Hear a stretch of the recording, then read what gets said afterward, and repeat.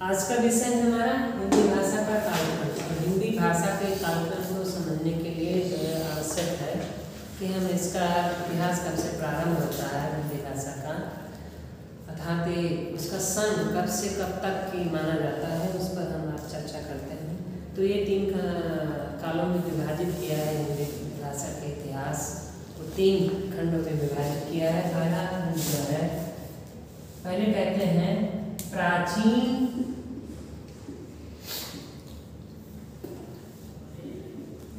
भारतीय आर्य भाषा का, ये है आपका 1500 ईसा पूर्व से, ठीक है, 1500 ईसा पूर्व से लेकर के आपका जो है 500 ईसा पूर्व तक, 500 ईसा पूर्व तक। द्वितीय जो काल है ये है मध्य भारतीय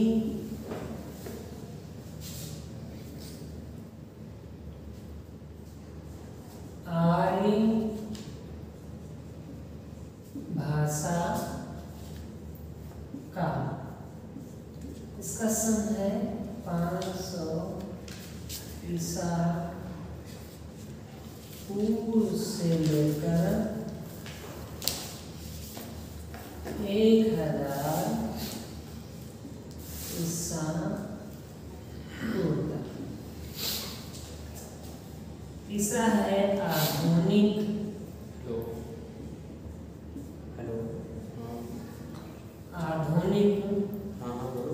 भारतीय आर्य भाषा का। इसे हम मान लेते हैं, इसे माना गया है इसकी, ये आज तक की है, इसी की कल जो है, यानी अगर इसको आप ध्यान देंगे तो बहुत जगह तुरंत ही आपको ध्यान रखना चाहिए कि ये बहुत ही सिंपल है, साधारण है कि 1500 ईसा पूर्व से लेकर 500 ईसा पूर्व तक की। फिर जो मध्य भारतीय आर्य भाषा काल है 500 ईसा पूर्व से लेकर के 1000 ईसा पूर्व तक की। दूसरा आधुनिक भारतीय आर्य भाषा काल 1000 ईस्वी से लेकर के अब तक की जो कालक्रम है उसको माना गया है। अब हम ध्यान देते हैं कि इसके साथ साथ ये तो आपका 3 खंडों में है। अब हम आते हैं मध्य भारतीय आर्य भाषा काल, इसको भी समझना बहुत जरूरी है।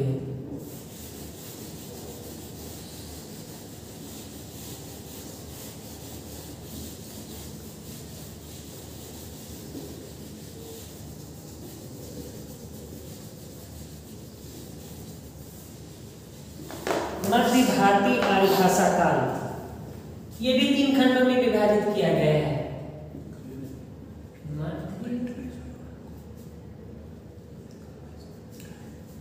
भारतीय आर्य भाषा का, ये 3 भागों में विभाजित है। तो सबसे पहले हम ध्यान देंगे कि पाली भाषा आती है, जब ये टूटती है मध्य भारतीय आर्य भाषा का, पाली भाषा, पाल भाषा, इसका काल कब से कब तक माना जाता है, 500 ईसा पूर्व से लेकर के 500 ईसा पूर्व से लेकर के आपका 1 ईस्वी, ठीक है ना।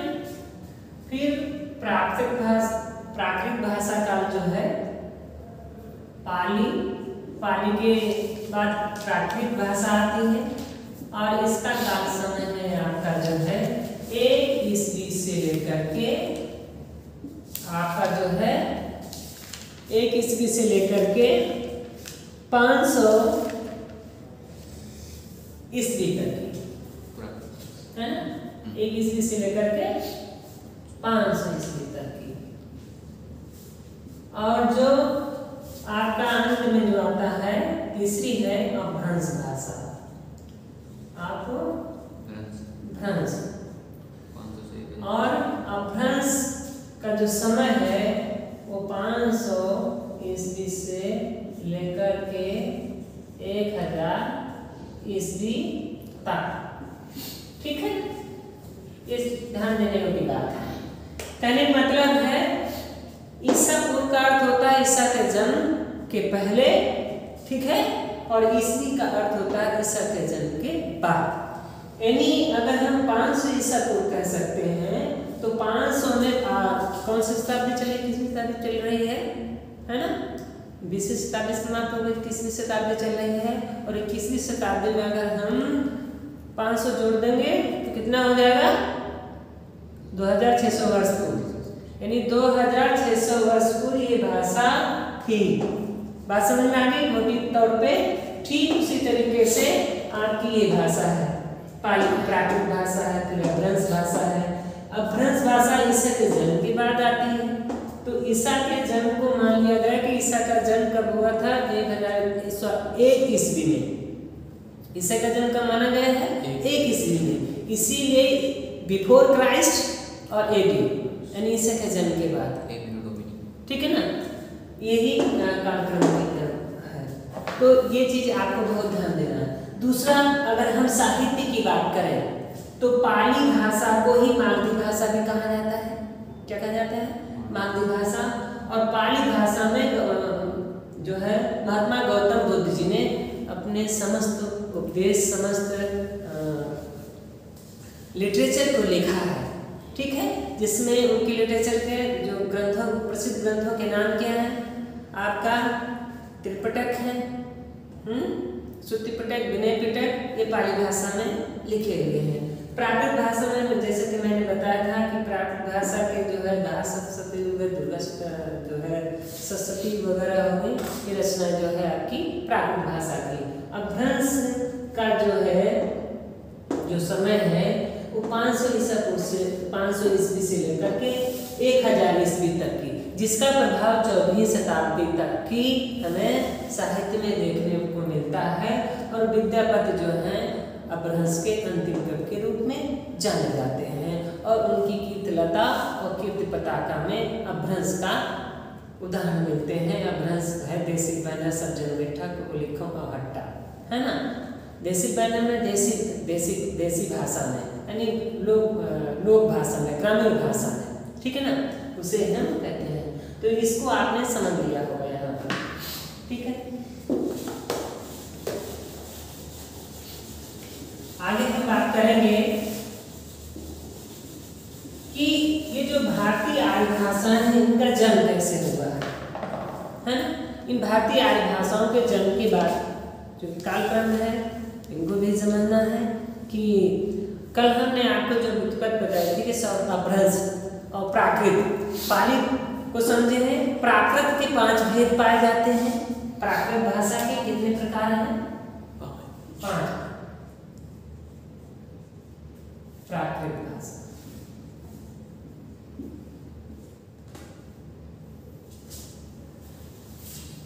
ठीक है,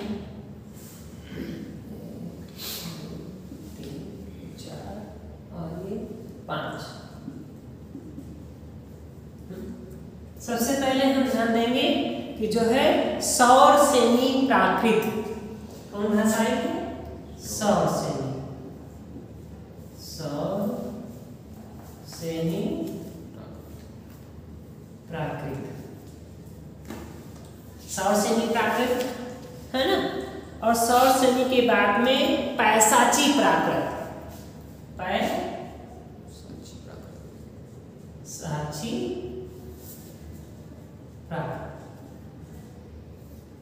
पैसाची प्राकृत। पैसाची प्राकृत के बाद जो आती है महाराष्ट्रीय प्राकृत, महाराष्ट्रीय पैसाची के बाद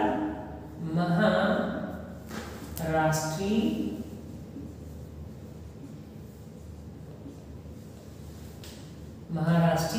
प्राकृत ये आती है। और महाराष्ट्रीय प्राकृत के बाद में यानी सौसनी, पैसाची, महाराष्ट्रीय प्राकृत और महाराष्ट्रीय प्राकृत बाद जो है अर्ध मागधी प्राकृत, अर्ध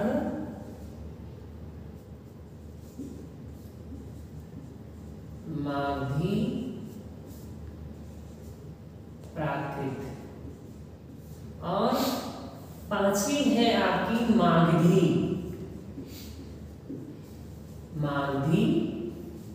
प्राकृत। अब इसके क्षेत्र को हम समझ लेंगे कहाँ कहाँ बोली जाती है। अब इसके साथ में हम क्षेत्र की बात कर लें। इसी के साथ में क्षेत्र किन किन क्षेत्रों में यानी किन किन जनपदों में उस समय बोली जा रही होगी। तो जो सौरसेनी प्राकृत है मथुरा और उसके आसपास के जिलों में बोली जाती है। मथुरा और उसके आसपास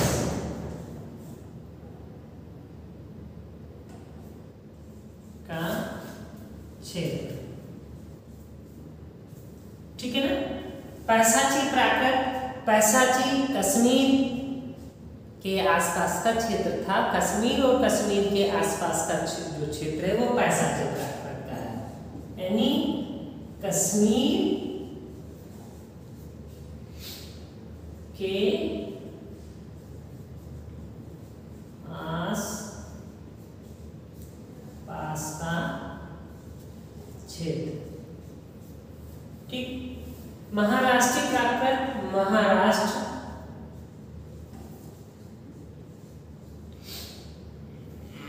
महाराष्ट्र का है। और अर्धमागधी प्राकृत जो है, अर्धमागधी प्राकृत या मगध और उसके आसपास जिलों के पास बोली जाती है। मगध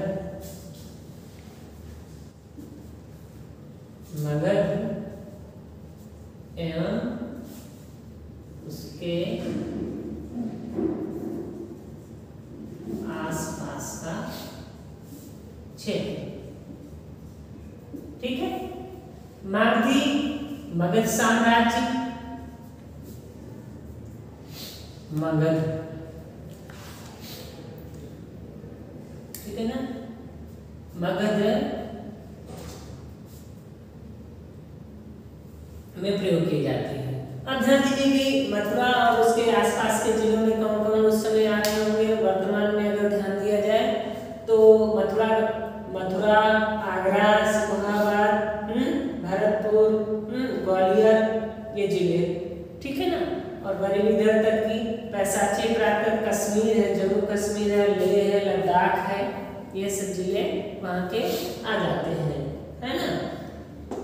जम्मू है सब उसी के अंतर्गत। महाराष्ट्र में, महाराष्ट्र के जितने भी जनपद हैं, कोल्हापुर है, आपका जो है पुणे है, मराठवाड़ा है, और ये सब उसी के। अर्धमागधी मगध का है। मगध मतलब बिहार का भाग और उत्तर प्रदेश का इधर पश्चिमी यानी लखनऊ तक के आसपास से पूरा अर्धमागधी के क्षेत्र में, जिसमें श्रावस्ती है, बस्ती है, देवरिया है, गाजीपुर है, बनारस है, जौनपुर है, प्रतापगढ़ है, इलाहाबाद है, मिर्जापुर है, सोनभद्र, भदोही, ये सब अर्धमागधी का क्षेत्र। बात समझ में आगे क्लियर होगी। मगध ये आपका जो है मागधी अपभ्रंश है, तो मागधी का मतलब मगध है। मगध मतलब पटना, पटना के आसपास का जो क्षेत्र है वो मगध क्षेत्र कहलाता है। वैशाली है, ये सब उसी क्षेत्र में आता है, ठीक। तो इस तरीके से आपने इसको यहाँ तक ही समझ लिया है, ठीक है ना। और मुझे लगता है कि अगर इसको आप जो है अच्छी तरीके से दिमाग में बैठ जाएगा तो कभी भूलेंगे नहीं इसे। और ये इन्हीं पे जो है प्रश्न पूछे जाते हैं अक्सर, और इनको आप जो है ध्यानपूर्वक इसकी तैयारी कर लीजिए, जिससे आपको जो है परीक्षा में कोई कष्ट ना हो और परीक्षा आप उत्तीर्ण कर सकें। तो तो मुझे लगता है कि आप इसको समझ चुके होंगे। ठीक है ना। अब आ जाते हैं हम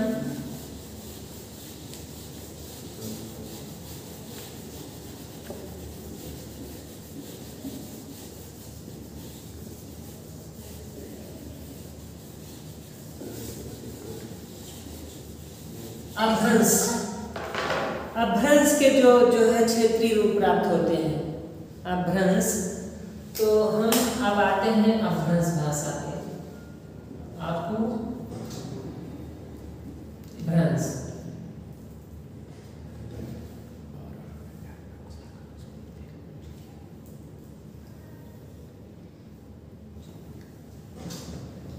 अभ्रंश के 7 क्षेत्रीय रूप प्राप्त होते हैं।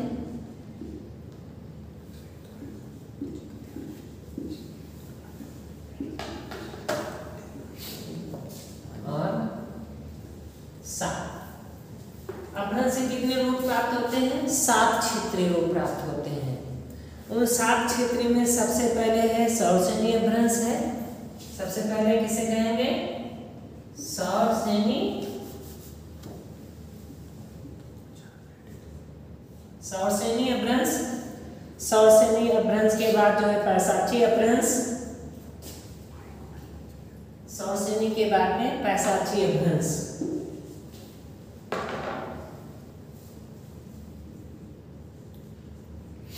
पैसाची, ठीक है ना। पैसाची अभ्रंश और पैसाची अभ्रंश के बाद ब्राचर अभ्रंश। ब्राचर अभ्रंश,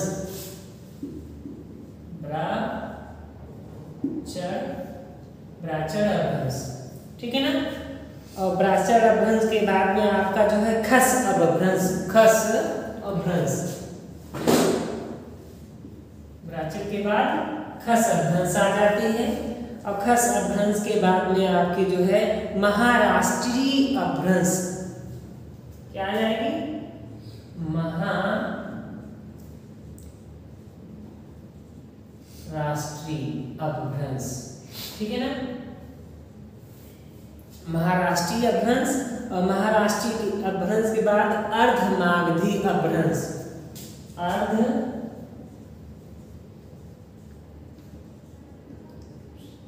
मागधी, ठीक है ना। अर्धमागधी अभ्रंश और फिर मागधी अभ्रंश, ठीक है ना। अभ्रंश और अभ्रंश के नाम हमने आपको बताए हैं कि अभ्रंश को अन्य नामों से अवहंस भी कहते हैं और अवहट भी कहते हैं और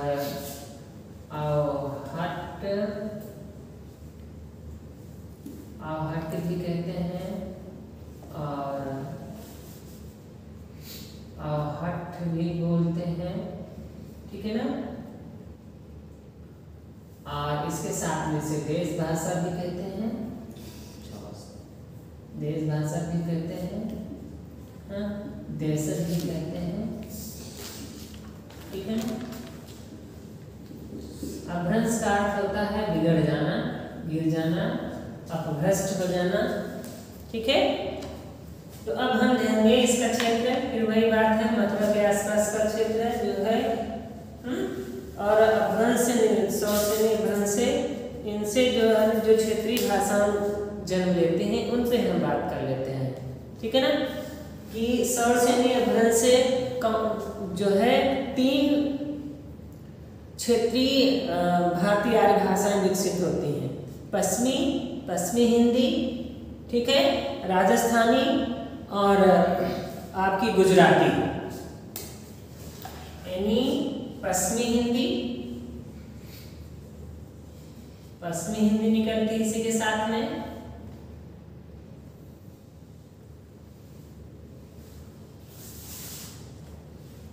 पश्चिमी हिंदी और दूसरी है राजस्थानी,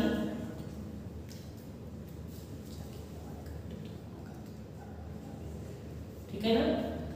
तीसरी आपकी गुजराती।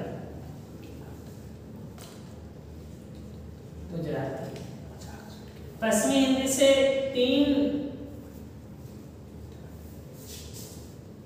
भारतीय उपभाषाएं निकल करके जन्म लेते हैं, पश्चिमी हिंदी, राजस्थानी, गुजराती।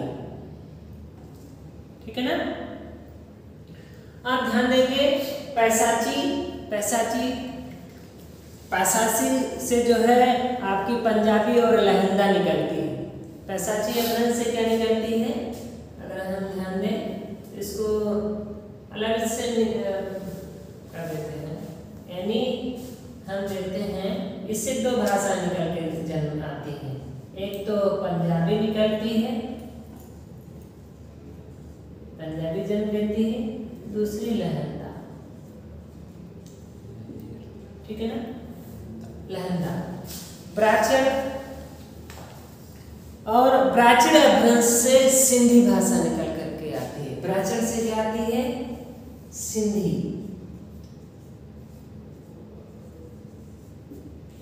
ठीक है ना। खस अपभ्रंश से पहाड़ी भाषा जन्म लेती है। खस से क्या आती है, पहाड़ी।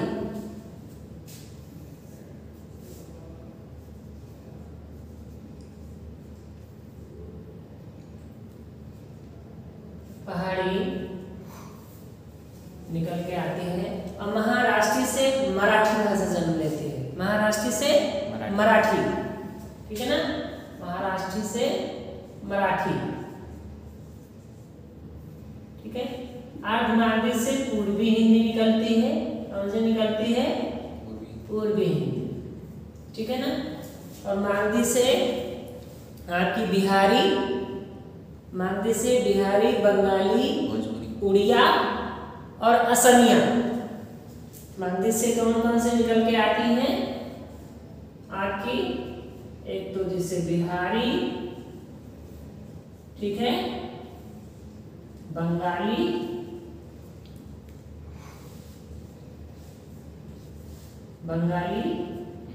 और उड़िया,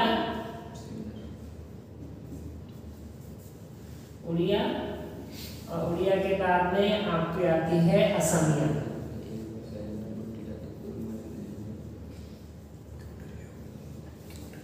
ठीक, ये निकल के सामने आती है। अब इसी को और आगे विस्तार देते हैं तो हम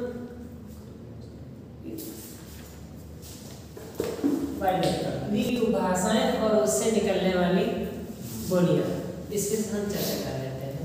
सबसे पहले हम पश्चिमी हिंदी,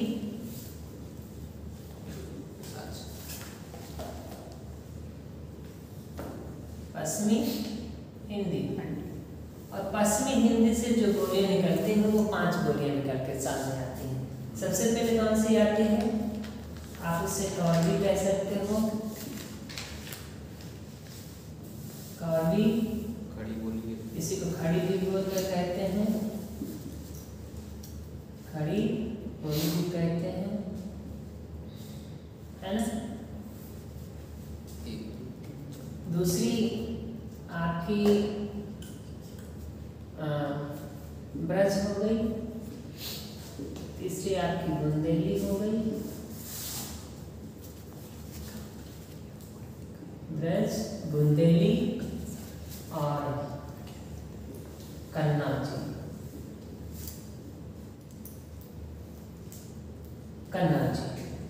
कन्नौजी के बाद में हरियाणवी,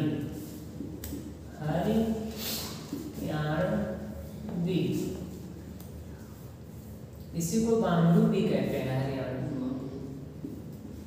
इसी को हरौती भी बोलते हैं, बांगलू को भी हरौती भी बोलते हैं, हरौती, इसको हरौती भी बोलते हैं, हरौती बोलते हैं। ठीक है ना। अब दूसरी है, तो आप समझ में होंगे यहाँ तक कि आपके समझ में आता है कि इससे जो 5 बोलियां निकलती हैं, करवी, खड़ी बोली, इसको खड़ी बोली बोलते हैं, ब्रज भी, और उसी से ब्रज निकली, उसी से बुंदेली निकली, उसी से कन्नौजी निकली, उसी से हरियाणवी या हरौती निकल के सामने आती है। अब हम आते हैं पूर्वी हिंदी।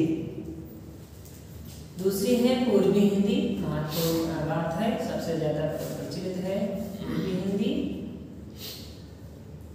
पूर्वी हिंदी से 3 बोलियां निकल के सामने आती हैं। पूर्वी हिंदी से 3 कौन, अगर हम स्ट्रक्चर ऐसे थोड़ा सा सामान रहेगा ज़्यादा अच्छा रहेगा, बहुत छोटा है, तो अवधि, अवधि बघेली और छत्तीसगढ़ी।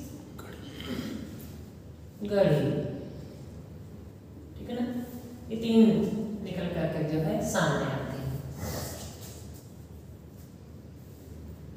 ठीक है, अब आ जाते हैं हम लोग जो है बिहारी हिंदी। क्या? बिहारी।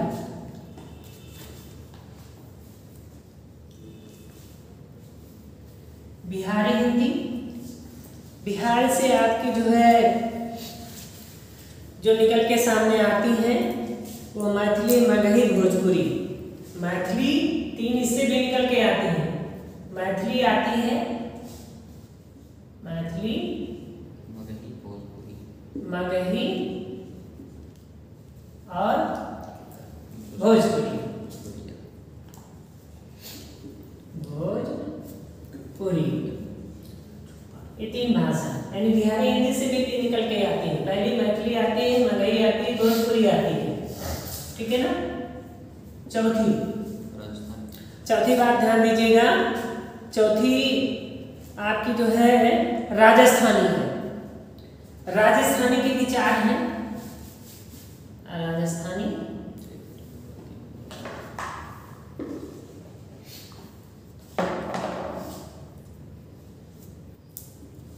राजस्थानी, राजस्थानी से निकल के आती है मेवाती, आती है मेवाती, मारवाड़ी, मारवाड़ी को डोडानी भी बोलते हैं। क्या बोलते हैं? डोडानी भी बोलते हैं मारवाड़ी को है। और मालवी, मेवाती, मारवाड़ी, मालवी। ठीक है ना, मालवी भी बोल आती है। तो मालवी के साथ साथ में जो है जयपुरी, जयपुरी को डोडानी कहते हैं, मालवी। और चौथी है जयपुरी। कभी कभी पूछा जाता है कि जयपुरी का दूसरा क्या नाम है? डोडानी। ठीक है, इसे डोडानी भी बोलते हैं। ठीक है,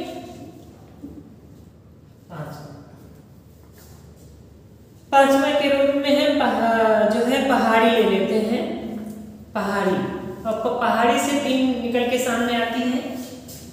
पहाड़ी हिंदी से तीन निकल के सामने आती है। कुमायूनी आती है, कुमायूं,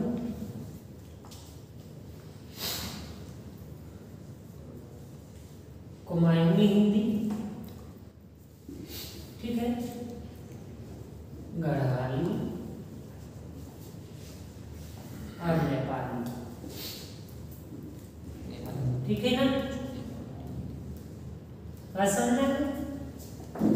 यानी पहाड़ी से भी तीन भाषाएं निकल के सामने आती हैं। कुमायूं निकल के आती है, गढ़वाली निकल के आती है, नेपाली निकल के आती है। ध्यान रखिएगा, बहुत ज्यादा पूछा जाता है। ठीक है ना, ध्यान रखिएगा। अक्सर जो है तीन तीन भाषाएं जरूरी है। पहले पश्चिमी हिंदी में 5 हैं, और आपकी पूर्वी हिंदी में 3 हैं, और बिहारी में आपकी 3 हैं, राजस्थानी में 4 निकल के आती है, पहाड़ी में 3 निकल के आती है। ठीक है ना। अब अगर इनका क्षेत्र देख ले, क्यों बनी, कैसे बनी, इसके बाद आगे फिर चर्चा करेंगे कभी। ठीक है ना। में बोली जाती है, तो हम सबसे पहले ध्यान देंगे किन किन एरियाज माने जनपद, वर्तमान समय में किन किन जनपद में कौरवी हिंदी बोली जाती है। तो कौरवी यानी कारो क्षेत्र, यानी कारो क्षेत्र मतलब है इंद्रप्रस्थ, दिल्ली के आसपास का जो इलाका है, दिल्ली सबसे पहले, क्योंकि दिल्ली केंद्र है। तो दिल्ली हो गई आपकी, दिल्ली के पास गाजियाबाद है, ध्यान रखिएगा।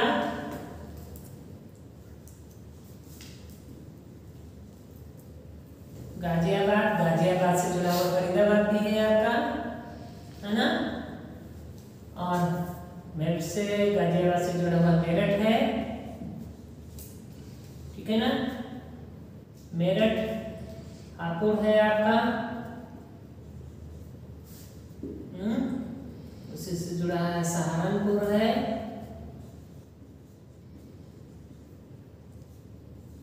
ठीक है, सहारनपुर, और शामली,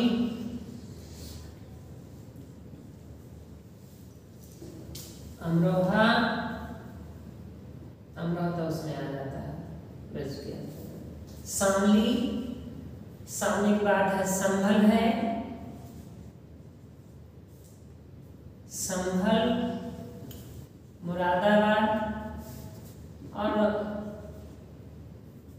बुलंदशहर। बुलंदशहर कुछ तहसीलों में जो जितने भी हैं और सीमावर्ती क्षेत्र है, वो सीमावर्ती क्षेत्र में, ठीक है ना, जो है एक और बी का क्षेत्र है, ध्यान दीजिएगा। अब हम आ जाते हैं ब्रज का क्षेत्र, ब्रज भाषा का क्षेत्र, ब्रज भाषा का क्षेत्र, ध्यान दीजिएगा। ब्रज के क्षेत्र के अंतर्गत ब्रज यानी मथुरा, मथुरा जनपद के अंतर्गत ही वृंदावन आता है, तो वृंदावन तो उसकी आपका जो है उसको जोड़ने की जरूरत नहीं है। मथुरा आपका आगरा, ग्वालियर, ठीक है ना, ग्वालियर, ग्वालियर और भरतपुर, राजस्थान का जनपद भरतपुर है ना। भरतपुर के पहले आगरा से पहले सिकोहाबाद पड़ता है ना जी,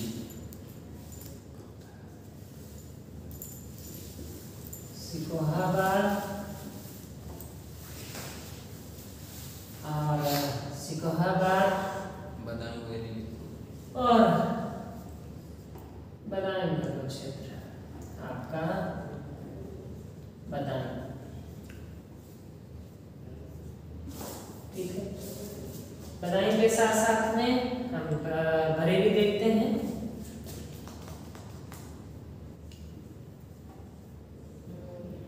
बरेली है, और शाहजहांपुर का कुछ पश्चिमी एरिया, पश्चिमी थोड़ा सटा हुआ है कलां, और आपका ये मुख्य भाग है, यहाँ तक कि आपकी ब्रज दिखाई पड़ती है। पीलीभीत, पीलीभीत प्रमुख है, प्रमुख। अब हम ध्यान देंगे बुंदेली का एरिया, ये तो आपका हो गया, और बुंदेली का एरिया देखते हैं। बुंदेली, बुंदेली जैसा कि बुंदेलखंड नाम से बुंदेली पड़ी, बुंदेलखंड साम्राज्य कहलाता था, इसलिए उस क्षेत्र को जो है वहां के लोगों द्वारा जो बोली बोली गई उसे बुंदेली कहा गया है ना, ठीक है। तो बुंदेली का क्षेत्र है आपका झांसी,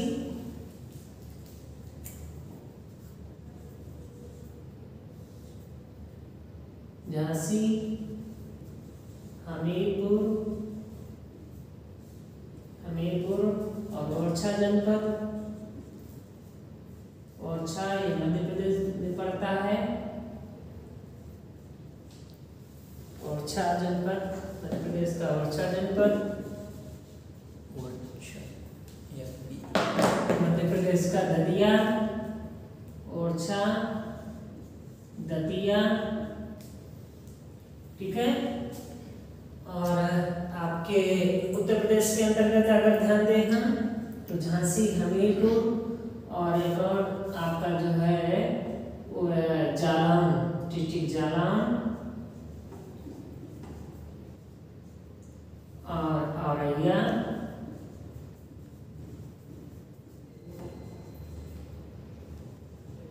औरैया, इटावा,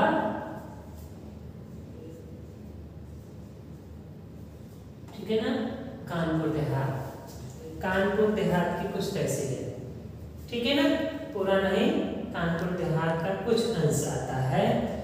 और बांदा ललितपुर की तरफ भी आते हैं, ललितपुर। तो ये प्रमुख है, प्रमुख बात हो रही है, सीमावर्ती जनपद हर भाषा से प्रभावित होते हैं, प्रमुख जनपद, ठीक है ना। अब ये तो हो गया, अब आते हैं हम लोग कन्नौज पे। कन्नौज इसका क्षेत्र है, क्षेत्र। तो कन्नौज मुख्य केंद्र है, कन्नौज जनपद मुख्य केंद्र है।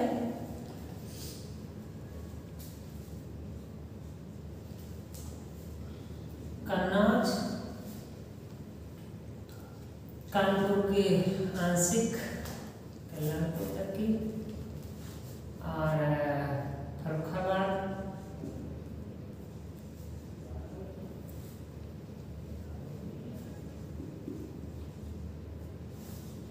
मैनपुरी, पुरी, एटा, कासगंज,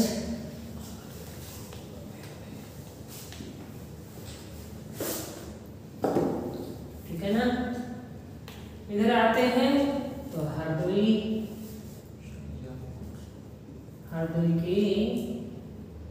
का क्षेत्र जो है बालामाऊ ब्लॉक तक की, और शाहजहांपुर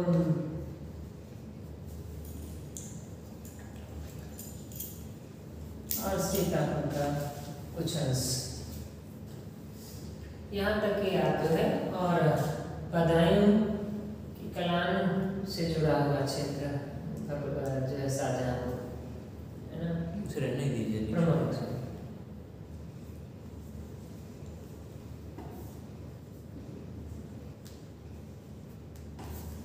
ठीक है।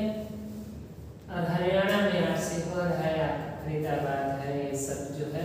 और हरियाणा में तो पूरा लगभग, है ना, हरियाणवी बोली जाती है, टोटल लगभग कुछ क्षेत्र जो है प्रमुख जनपद है, ठीक है। आगे होगी अध्याय में हम आपको बताएंगे।